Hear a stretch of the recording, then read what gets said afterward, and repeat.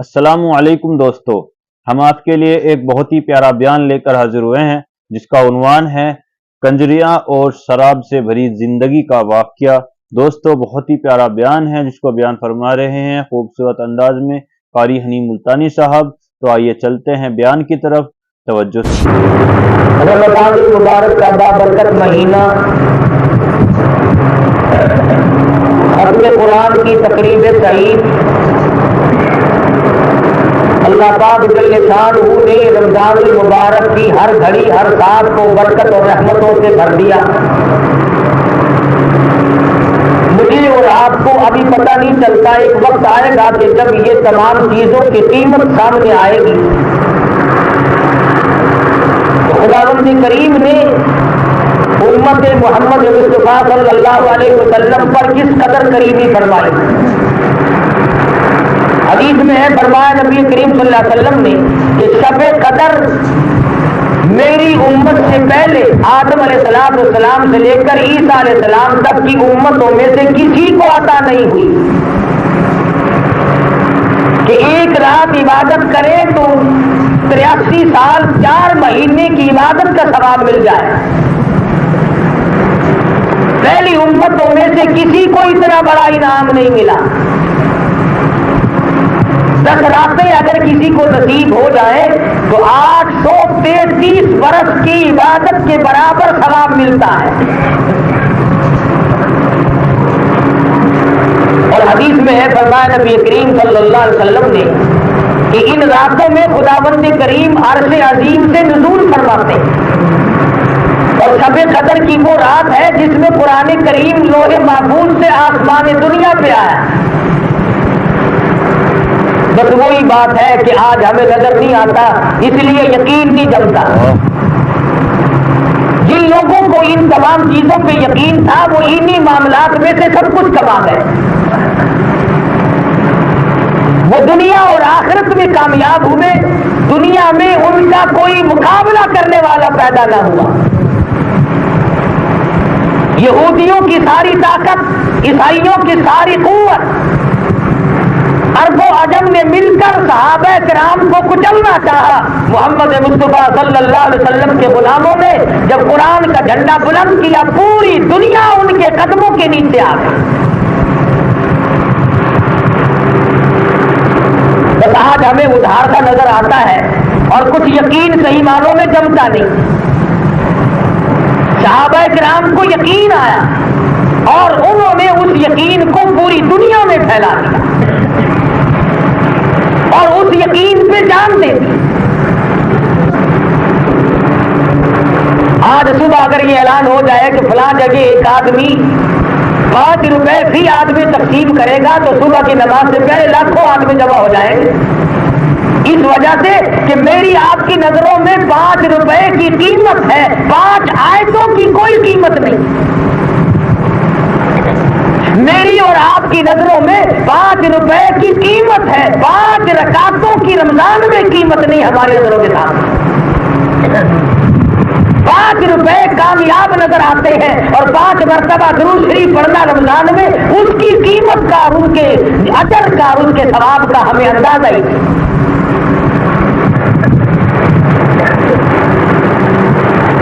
ہماری مثال تو ایسی ہے، سیدنا عیسیٰ علیہ السلام کے ساتھ ایک آدمی تھا، اکثر ساتھ رہا کرتا تھا۔ کئی سفر میں جانے لگے تو عیسیٰ علیہ السلام نے 3 روٹیاں پکوائی اور اس کے پلے باندھ دی اپنے خادم کے کہ راستے میں جہاں بھوک لگے گی تو کھا لیں گے۔ دیکھو، نبیوں کو بھوک لگتی ہے۔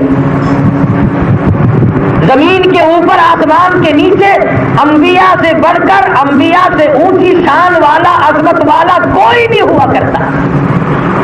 1 کروڑ ولیوں کو ملاؤ، نبی کی جوتی کے برابر نہیں ہو سکتے۔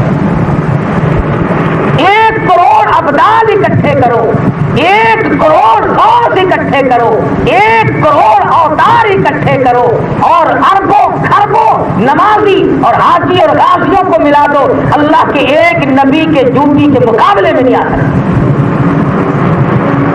تمہیں کیا معلوم کہ نبی کون ہوتا ہے؟ خدا جس کے سر پہ تاج نبوت اڑا دیتا ہے وہ سارے جہان سے نرالا بن جاتا ہے۔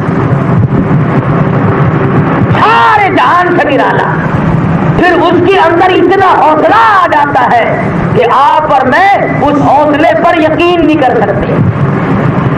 اور سیدنا نوح علیہ السلام ہے یقین آج کہ ایک آدمی 950 برس تک مار کھائے، اور مار اس طرح کی نہیں کہ ایک پتھر کبھی لگا اور ایک روڑا کبھی لگا اور ایک کنکر کبھی لگی.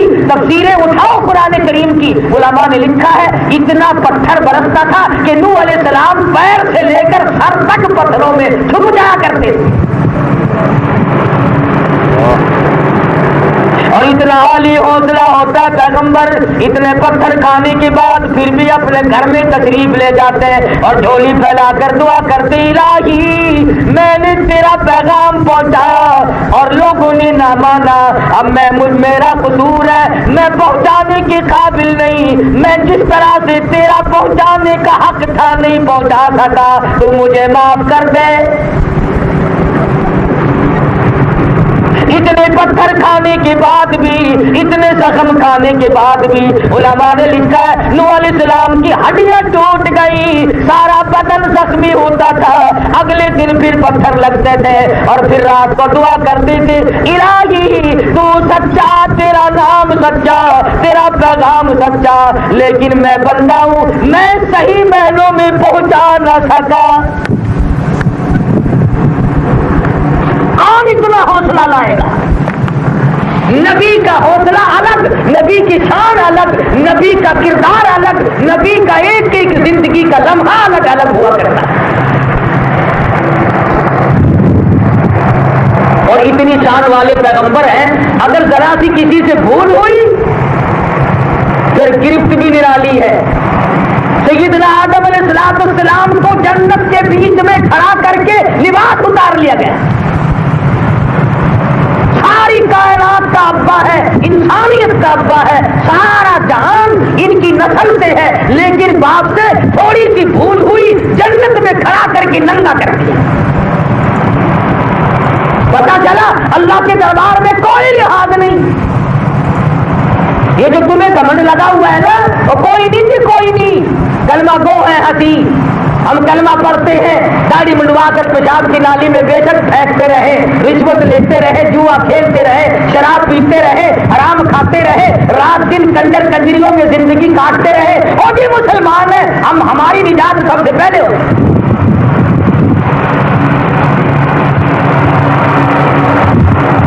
اگر اس طرح سے یہ لوگ چلتے تو ہم کیسے بنتا؟ خدا کی عدالت کا مجھے اور آپ کو اندازہ ہی نہیں. خدا کے رحم کو نبی سے زیادہ کوئی نہیں سمجھ سکتا، اور خدا کے قہر کو نبی سے زیادہ کوئی نہیں سمجھ سکتا. سیدنا آدم علیہ السلام ہے، بھول ہو گئی. اللہ میاں نے یہ بھی نہ سوچا، پروردگار عالم نے یہ بھی نہ سوچا چلو کائنات انسانی کا ابا ہے، سارے جہان کا بابا ہے، اس کی بات کو رہنے دو. فرمایا کیوں غلطی کی، کیوں بھول کی، میرے حکم کی نافرمانی کیوں کی؟ کل ساری جنت خادم تھی، پوری خدمت کیا کرتی تھی، دل مال خدمت کیا کرتے تھے. آدم علیہ السلام کا دل چاہتا انگور کھاؤں، انگور کا خوشہ، انگور کا گچھا خود بخود منہ کے سامنے جھک جایا کرتا تھا، اور جب کھا کر کے سیر ہو گئے کسی کو آواز دینے کی ضرورت نہیں، اٹھا کے لے جاؤ، خود بخود انگور کا خوشہ پیچھے کو ہٹ جاتا ہے. سونی چاندی کے محل سامنے ہے، زعفران کستوری کے بنے ہوئے محل ہے، دودھ کی نہریں بہ رہی ہیں، شہد کی نہریں بہ رہی ہیں، شرابن طہورا کی نہریں بہ رہی ہیں. آدم علیہ السلام موج کر رہی ہیں. اللہ پاک کی تھوڑی سی ناراضگی آئی، فرمایا اے آدم ٹھہر جا، لباس جنتی اتار. جنتی لباس کھڑا کر کے جنت میں اتار لیا. علماء کرام نے لکھا ہے حضرت آدم علیہ السلام درختوں کی طرف بڑھے، پتے توڑ کر اپنی شرمگاہ کو چھپاؤں گا، اپنے ننگ کو چھپاؤں گا. ہاتھ بڑھانے لگے، پتوں میں سے آواز آئی اے آدم پرے ہٹ جا. خبردار اگر ہاتھ لگایا تو ہم وہ اس کے غلام ہیں جس پر مالک کی کائنات کی قریبی ہو. 500 برس تک ایک سجدے میں سر رکھ کر کے سیدنا آدم علیہ السلام نے آنسو بہائے. جاؤ جبل رحمت پہ جا کے دیکھو, خدا کی قدم رکھتی اتنے آنسو خود بخود آج بھی بہنے لگتے ہیں, جگر پھٹتا ہے.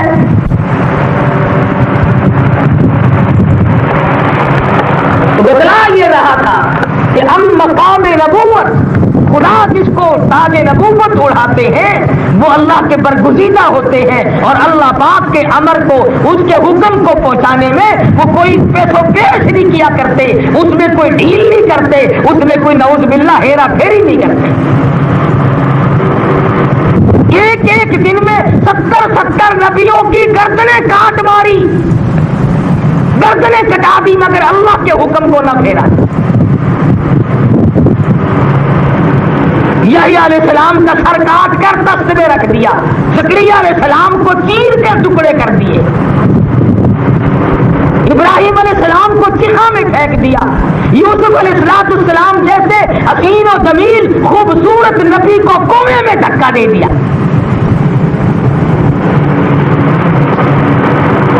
تم کبھی غور تو کیا کرو مالک کی بے نیازی پہ, ایسے ہی اکڑے پھرتے ہو. 4 نمازیں پڑھی اور اکڑ گئے, ہم صاحب جنت کے ٹھیکیدار ہیں. یہ نبی ہے, یہ پیغمبر ہے, یہ خدا کے برگزیدہ بندے ہیں, یہ خدا کی پارلیمنٹ کے ممبر ہیں, یہ خدا بند عالم نے اپنے ہاتھوں سے ان کے سر پہ تاج نبوت اڑایا.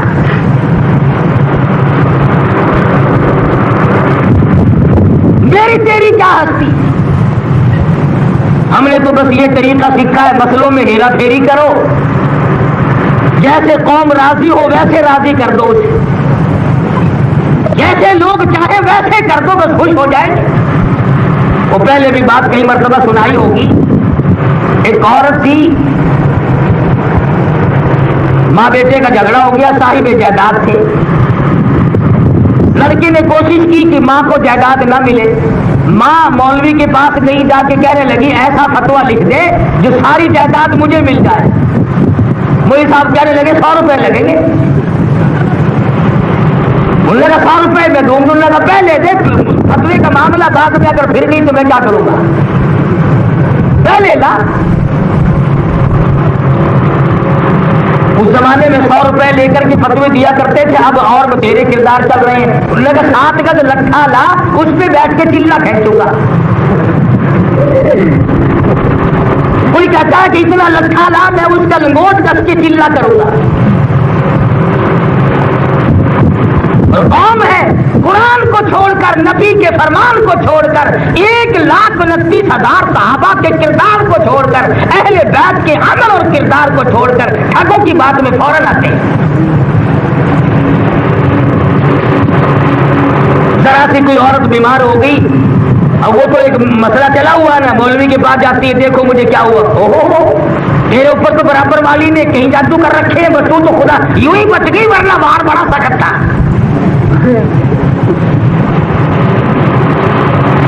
اس کا فوراً یقین جم جاتا ہے کہ مولوی صاحب سچ کہہ رہا ہے. اب وہ بیچاری وہاں جا کر کے فوراً منہ پھیلاتی ہے. پڑوس والی کہتی ہے بہن کیا حال ہے, انہوں نے کہا جا حال پوچھ رہی ہے, تو نہیں تو سب کچھ کر رکھا, فلانا مولوی کہہ رہا تھا. ماں کہنے لگی مولوی کو کہ 100 روپے لے لے اور فتوا لکھ دے. اس نے 100 روپے لیے, اس نے کہا پکا فتوا لکھنا. اس نے کہا ایسا لکھو کوئی نہ بدل سکے. ماں اغنا عنہ مالہ و ماں کا سب, سارا مال ماں کا ہے, ماں کا سب, سارا مال ماں کا ہے, ساری جائیداد ماں کی ہے. لوگوں نے قرآن میں سے نکال دیا ہم نے. انہوں نے کہا واہ مہربانی مولوی صاحب, یہ تو بہت پکا مسئلہ مل گیا. تب تک جائیداد مجھے بھی آتی ہے, پڑھ کے سنا دو. قوم نے قرآن کو چھوڑا, جس امت نے نبی کی تعلیم کو ٹھکرایا پھر وہ ذلیل ہو کے مری, دنیا میں کوئی اسے سنبھالنے والا نہ ہے. یہ سارا قرآن کریم قوم عاد کے واقعات سناتا ہے, قوم سمود کے واقعات پیش کرتا ہے, قوم لوط علیہ السلام کے واقعات بتلا رہا ہے کہ دیکھو کیا حالات تھے ان لوگوں کے. جب بھی کسی قوم میں امت میں بدماشی پھیلی, وقت کے پیغمبر نے ان کو خبردار کیا, للکارا مگر نہ مانے. حضرت لوط علیہ السلام کی قوم میں بیماری پھیل گئی لڑکوں کے ساتھ بدماشی کرنے کی، بڑا سمجھایا لوط علیہ السلام نے، ظالمو یہ حرکت اچھی نہیں، بعد آؤ خدا کا قہر آئے گا۔ تو اللہ میاں نے فرشتے بھیجے کہ جاؤ اس پوری قوم کو برباد کر کے آؤ، اور خوبصورت لڑکے بنا کر کے بھیج دیے۔ بس وہ بازار میں سے گزرے تو سارا بازار پیچھے لگ لیا، سارا بازار پیچھے ہو گیا، دکانیں بند بھی نہیں کی، کھلی چھوڑ کر۔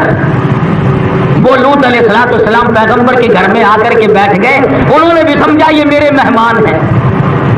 لوط علیہ السلام دروازے پہ تھے، اس نے کہا کہ ایک طرف ہٹو اور نبی ایک طرف ہو، لڑکوں کے پاس ہمیں جانے دو۔ اللہ کے نبی نے آواز دی میرے مہمانوں کی بے عزتی نہ کرو۔ قرآن کریم کی تفسیر میں موجود ہے، دروازے توڑنے لگے، دیواریں گرانے لگے، اللہ کی پیغمبر کا مکان اکھاڑنے لگے۔ ہم ان لڑکوں کو نہیں چھوڑیں گے، ہم ان کے ساتھ بدماشی کریں گے۔ لوط علیہ السلام کا تمام واقعہ قرآن مجید نقل کرتا ہے، فرمانے لگے قال یا قوم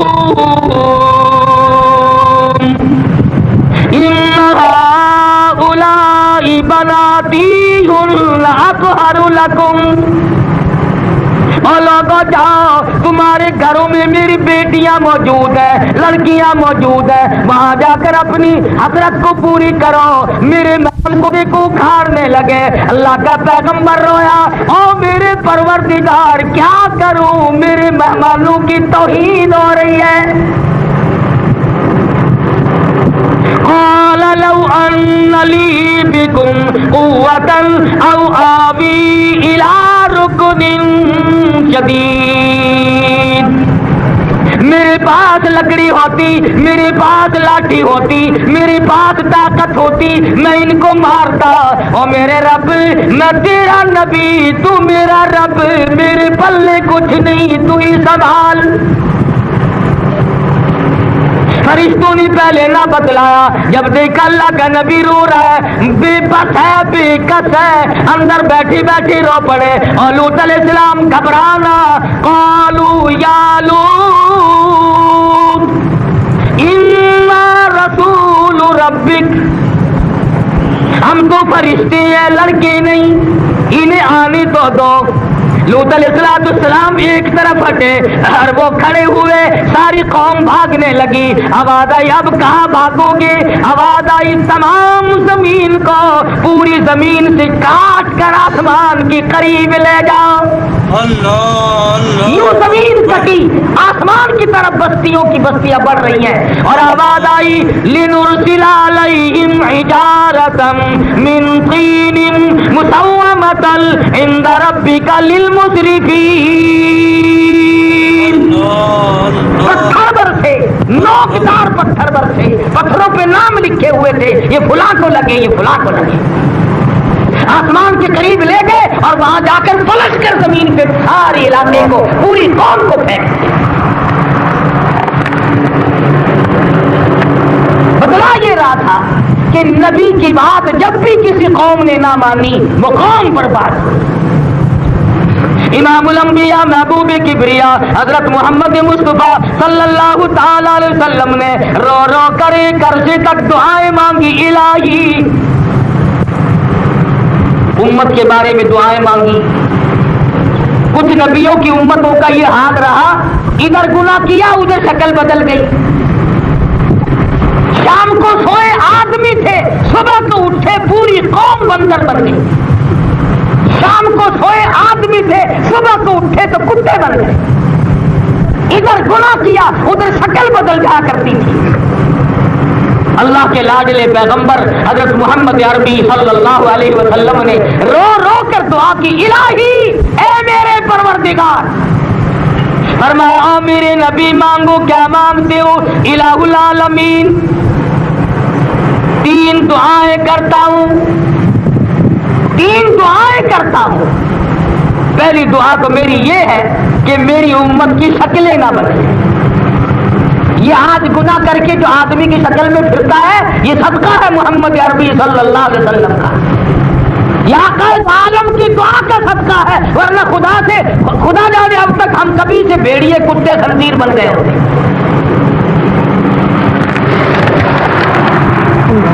اللہ میاں نے قبول فرما لی۔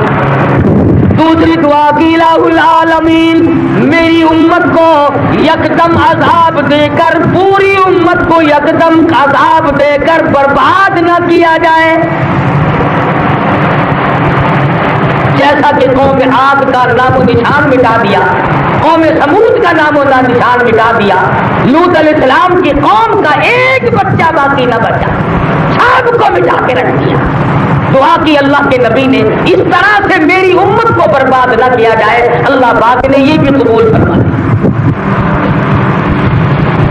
مالک کائنات کی حضور میں مدنی کریم صلی اللہ تعالی علیہ وسلم نے پھر رو رو کر کے دعا کی، پھر عاجزی کی۔ سیدہ عائشہ صدیقہ رضی اللہ تعالیٰ عنہ فرماتی ہے، بالخصوص رمضان المبارک میں اتنی دعائیں فرمایا کرتے تھے، چاند نظر آتے ہی حضور کا رنگ پیلا پڑ جاتا تھا، رنگ فق ہو جاتا تھا، گھبراہٹ سی طاری ہو جاتی تھی۔ سیدہ عائشہ صدیقہ فرماتی ہے، میں نے پوچھا یا رسول اللہ میرے ماں باپ آپ پہ قربان ہو جائے، کیا بات ہے یہ گھبراہٹ کیسی؟ فرمایا او میری عائشہ، رحمتوں والا مہینہ آ گیا، خیر و برکت والی گھڑیاں راتیں آ گئی، جو اس میں بھی محروم رہ گیا وہ مارا گیا۔ مجھے اس امتی کا فکر ہے جو رمضان میں بھی اپنی بخشش نہ کرا سکا، جس کی مغفرت رمضان کے مہینے میں بھی نہ ہوئی، خیر و برکت والے مہینے میں بھی نہ ہوئی، اتنی بڑی کریمی کا دریا بہ رہا پھر بھی نہ ہوئی۔ حضور فرماتے مجھے اس کا غم ہے۔ ساری ساری رات قدم مبارک ورم کر جاتے تھے، سوجن آ جاتی تھی عبادت کرتے کرتے۔ تیسری دعا بھی کی تھی، اے میرے پروردگار، امت کے گناہوں کو یہی فوراً معاف کر دیا جائے۔ جواب ملا میرے نبی یہ میرے اصول کے خلاف ہے، یہ فیصلہ میری عدالت کرے گی، دنیا میں یکدم برباد نہیں کروں گا، میرا وعدہ آپ سے، شکلیں نہیں بدلوں گا، میرا آپ سے وعدہ ہے۔ وما كان الله ليعذبهم وأنت فيهم، جب تک آپ ان لوگوں میں موجود ہیں میرا کوئی عذاب نہیں آئے گا۔ حضور نے پھر دعا کی، الہی میری بات بھی میری امت کی حفاظت فرما۔ آواز آئی وما كان الله معذبهم وهم يستغفرون، جب تک قوم امت استغفار کرتی رہے گی اور میرے محبوب میرا وعدہ میں برباد نہ کروں گا۔ وبالاسحار هم يستغفرون، وہ قوم کامیاب ہے جو صبح کو استغفار کرتی ہوئی اٹھتی ہے، وہ قوم کامیاب ہے جو صبح کو استغفار کرتی ہوئی اٹھتی ہے، استغفار کرتے ہوئے سو جاتے ہیں، اللہ سے معافی مانگتے ہوئے سو گئے، اللہ سے معافی مانگتے ہوئے اٹھ گئے۔ آج چھوٹے بڑے امیر غریب حاکم و محکوم اللہ کا نام نصیب، گانا سنتے سو گئے، گیت گاتے اٹھ گئے، اور پھر مجھے بھی اور آپ کو بھی سب کو شکوا ہے کہ خیر نہیں، برکتیں اٹھ گئی۔ ارے اٹھ کہاں گئی؟ ہم نے دھکا دے کر برکتوں کو نکال دیا، ہم نے رحمت کو گھر سے نکال دیا، خیر ہم نے نہ چاہا۔ صبح کو ممتاز آباد میں اعلان کر دو کہ قاری حنیف کے پاس جو مسجد میں بیری کھڑی ہے، ایک آدمی کو ٹی بی کا بخار تھا، اس نے 3 پتے چبائے، بالکل تندرست ہو گیا۔ یقین جانو 3 دن میں بیری کا ٹنڈا ہو جائے تو میرا نام بدل دے گا۔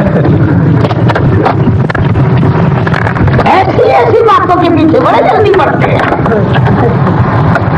درختوں کے پتے دبا کر بیماریاں کاٹتے ہو، قرآن پڑھ کر بیماری نہیں کٹتی۔ آج بتا دو کہ فلاں جگہ ایک آدمی بیٹھا ہے اور وہ یوں کرتا ہے، پھر دیکھو لائن لگی۔ قرآن کو چھوڑ دیا، اللہ کی کتاب سے اعراض کیا، یہ تو خدا بند کریم کا کرم ہے۔ انگریز نے قرآن کو مٹانا چاہا مگر وہ بھی نہ مٹا سکا۔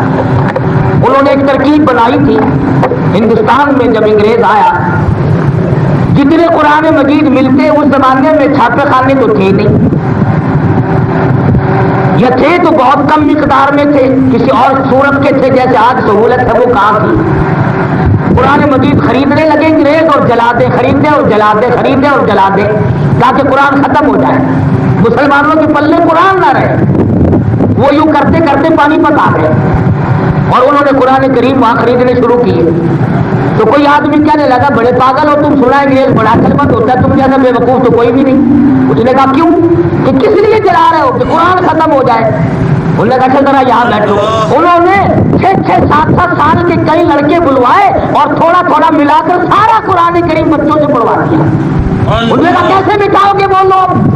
یہ تو مسلمانوں کے دلوں میں بسا ہوا ہے، یہ نہیں مٹ سکتا۔ بے شک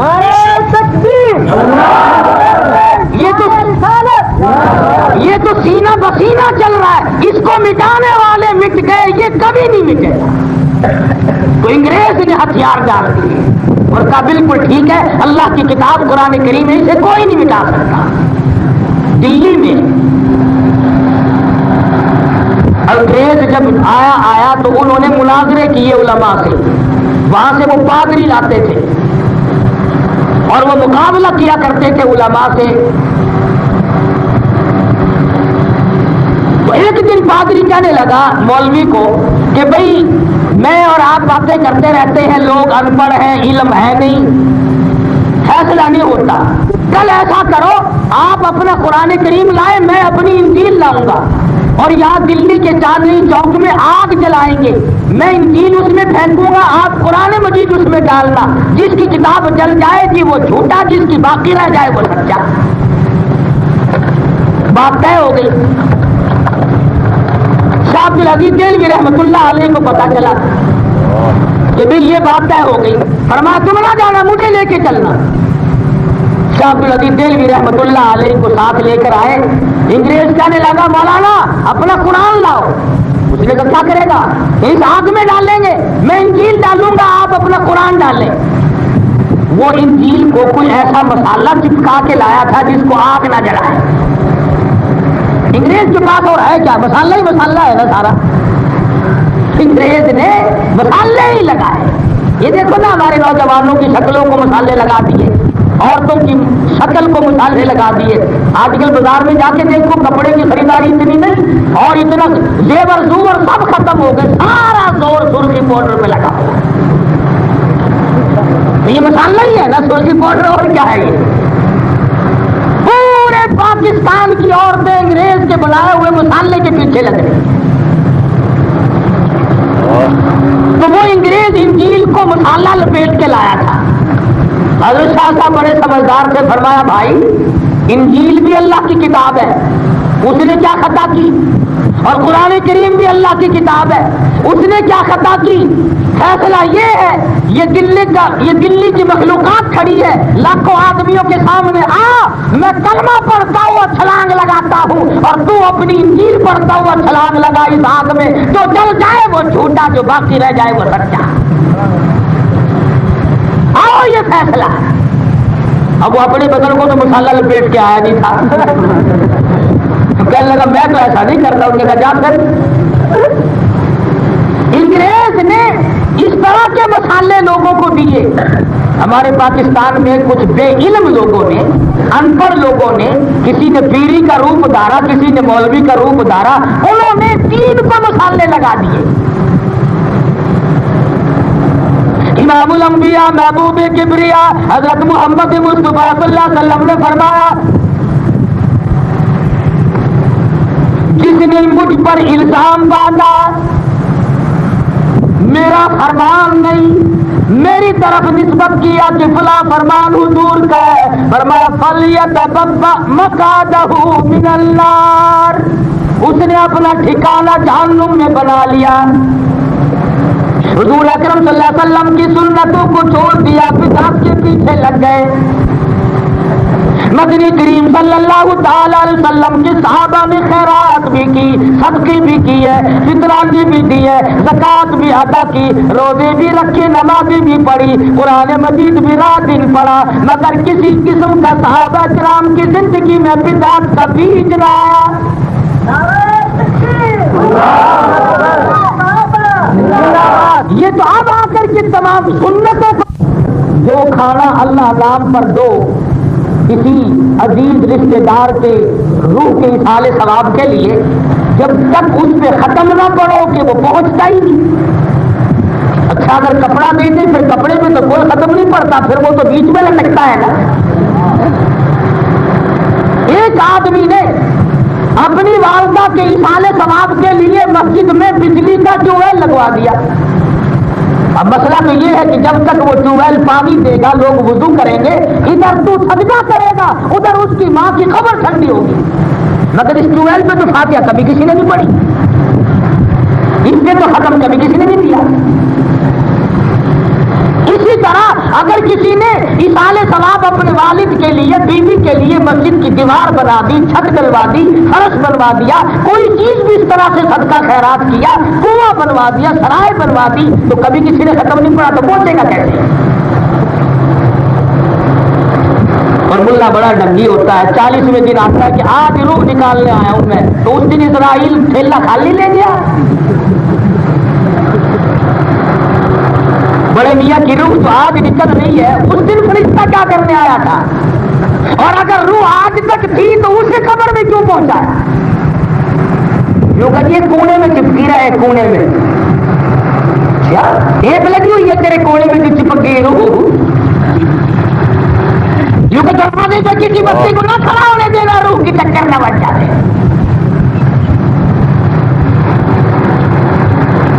حضرت سعد رضی اللہ تعالیٰ عنہ صحابی ہے مدنی کریم صلی اللہ علیہ وسلم کا، عرض کے یا رسول اللہ میری اماں فوت ہو گئی، میں اس کو کوئی فائدہ پہنچا سکتا ہوں؟ فرمایا ہاں، کنواں بنوا، لوگ پانی پیئیں گے، ادھر لوگوں کی اتڑیوں کو ٹھنڈ پڑے گی، ادھر تیری ماں کی قبر ٹھنڈی ہوگی۔ تمام مسائل سامنے ہے۔ مدنی کریم صلی اللہ تعالی علیہ وسلم کی امت میں اللہ پاک نے ایسے ایسے فقیہ پیدا کیے، ایسے ایسے صحابہ رئیس المفسرین پیدا ہوئے، عبداللہ بن عباس جیسے، عبداللہ بن عمر جیسے، عبداللہ بن مسعود جیسے، حضرت عمر رضی اللہ تعالیٰ عنہ جیسے، سیدہ عائشہ صدیقہ جیسے مفسرہ پیدا کی، جنہوں نے ایک ایک مسئلے کو کھول کھول کر بتلا دیا۔ دین کی کوئی بات مخفی نہیں، دین کا کوئی معاملہ چھپا ہوا نہیں، پیدائش سے لے کر قبر تک کا معاملہ دین نے صاف کھولا ہوا ہے۔ تو جان کر اگر نہ دیکھے تو تیری مرضی، دین کا مسئلہ چھپا ہوا کوئی نہیں۔ میراث کا مسئلہ لے لو، نکاح اور طلاق کے مسائل لے لو، حکومت چلانے کے مسائل لے لو، دکانداری کاروبار تجارت کے مسائل لے لو، مزدوری اور کاروباری مسائل کی تمام تر احاطہ کر لو۔ ساری زندگی کو کپڑا پہننا قرآن بتائے گا، نبی کا فرمان بتائے گا، کھانے پینے کے مسائل قرآن اور نبی کا فرمان بتائے گا، کفن کا طریقہ نبی کا فرمان بتلائے گا، قبر میں میت کو اتارنے کا طریقہ نبی کا فرمان بتلائے گا، موت آ جائے غسل دینے کا طریقہ بھی نبی کا فرمان بتلائے گا۔ آخر نبی نے کون سی چیز چھپا کے رکھی؟ بے شک اللہ اسپنجی تک کے مسئلے تو سرکار مدینہ صلی اللہ علیہ وسلم نے بتلا دیے، کون سی چیز مخفی نہیں۔ اور صحابہ اکرام نے ان تمام چیزوں کو اپنے سر پر رکھا اور دین کو اتنا سمجھا، اس پر اتنا یقین کیا، نہ لالچ میں آئے نہ خوف میں آئے۔ عبداللہ بن حذافہ سب کہہ دو رضی اللہ تعالی عنہ، 3 صحابی ہیں۔ صحابی اصل میں اسے کہتے ہیں جس نے کلمہ پڑھنے کے بعد حضور کے چہرے انور کا دیدار کیا، صحابی اسے کہتے ہیں اصل میں۔ اور یہ فیصلہ ہے امت کا، پوری دنیا کے علماء کا اتفاق ہے کہ اس نعمت سے کہ صحابی کی آنکھ نے حضور کا دیدار کیا ہے، اس کا مقام اتنا اونچا ہو جاتا ہے، اتنا اونچا ہو جاتا ہے کہ 1 کروڑ ولی مل کر صحابی کے پیروں کی خاک کا مقابلہ نہیں کر سکتے۔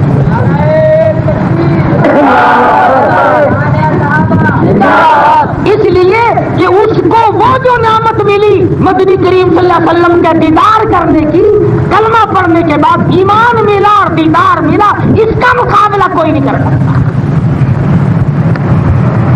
قرآن کریم میں ہے والعادیات ضبحا فالموریات قدحا، قسم ہے ان گھوڑوں کی، قسم ہے ان گھوڑوں کی جن پہ میرے نبی کے غلام سوار ہو کر جہاد کرتے ہیں، قسم ہے گھوڑوں کے پیروں کی، قسم ہے گھوڑوں کے پیروں سے اڑی ہوئی خاک کی، قسم ہے صحابہ کے گھوڑوں کے پیروں سے اڑی ہوئی خاک جو گھوڑے کے نتنے میں جا کے بیٹھ گئی، میل کچیل کی شکل اختیار کر گئی۔ فرمایا اللہ پاک کہتے ہیں مجھے اپنے محبوب کے دیوانوں کے گھوڑوں کے میل کچیل کی قسم۔ کیا سمجھو صحابہ کتنے اونچے مقام کے مالک ہیں۔ ترجمہ تو دیکھا کرو قرآن کریم کا، کبھی تو قرآن مجید دیکھ لیا کرو۔ عبداللہ بن حذیفہ رضی اللہ تعالیٰ عنہ 3 دیوار میں ہے، 3 پرواہ میں ہے، میدان جنگ میں لڑائی کر رہے ہیں، لڑ رہے ہیں، عیسائی فوج نے دھوکہ دے کر صحابہ کو گرفتار کر لیا،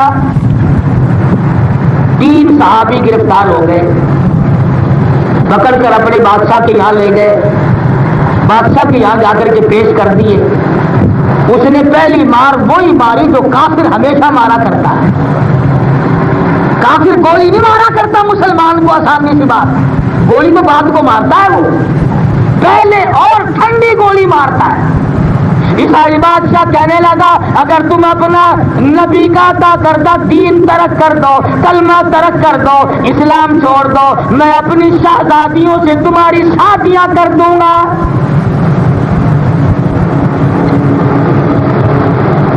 وہ تو نبی کی نگاہ کے رنگے ہوئے لوگ تھے، میرے تیرے جیسے ہوتے نا، اچھا جی بڑی مہربانی،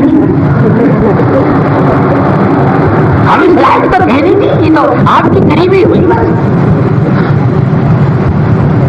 وہ نبی کی نگاہ کے رنگے ہوئے تھے، خدا کی قسم ان کا امام نبی تھا، یہ نبی کے مقتدی تھے، یہ ان کا پیر نبی تھا، کالی کملی والا ان کا پیر تھا، یہ نبی کے مرید تھے، یہ شاگرد تھے، استاد ان کا محمد مصطفیٰ صلی اللہ علیہ وسلم تھے۔ صحابہ میں سے عبداللہ بن حذیفہ کھڑے ہوئے، فرمانے لگے ہمارے نبی نے جنت میں جن حوروں کا ہم سے وعدہ کیا ہے وہ حوریں تیری شہزادیوں سے لاکھوں زیادہ درجے زیادہ حسین ہیں۔ نعرہ تکبیر،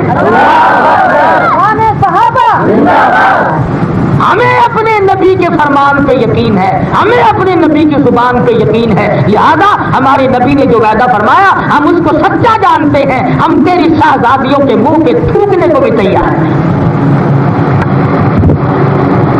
یہ تو تھی عورت والی گولی جس کے پیچھے ہمارا پاکستان فوراً ٹھنڈا ہو جاتا ہے، ٹھنڈی گولی ہے نا،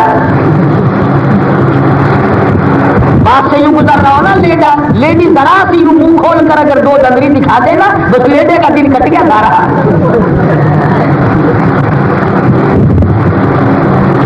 کیا زندگی ہے، کیا ہم لوگوں کے ضمیر ہے۔ نبی کے صحابہ نے ٹھکرا دی یہ پیشکش، اب دوسرا لالچ آیا، عیسائی بادشاہ کہنے لگا چلو اگر تمہیں عورتوں کی ضرورت نہیں میں تمہیں اپنی آدھی بادشاہت کا مالک بناتا ہوں، کلمہ انکار کرو، دین ترک کر دو، کلمہ چھوڑ دو، آدھی بادشاہ تمہاری لکھوا لو، میں تمہیں مالک بنا دیتا ہوں۔